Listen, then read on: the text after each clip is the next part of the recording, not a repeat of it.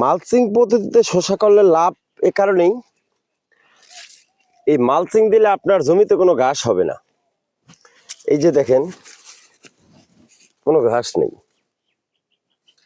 আছে কোনো ঘাস?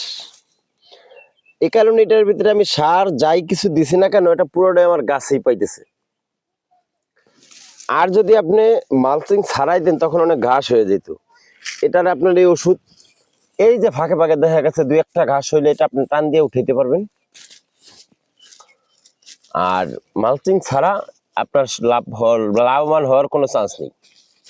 যেহেতু আপনি মালচিং দিয়ে চাষ করবেন, তাহলে আপনার ড্রেন ছাড়া তো আর মালচিং দেওয়া যাবে না। যেমন এই মাঝখানের মাটিটা আমরা মানে প্রতিটা ড্রেনে বেরিতে নিয়ে গেছি বেডে।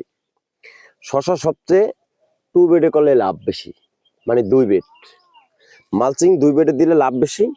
তাহলে আমি যেহেতু এবারে ফার্স্ট করছি, তখন এই ফার্স্ট করার কারণে 1 বেড মানে সিঙ্গেল বেডে আমার করা।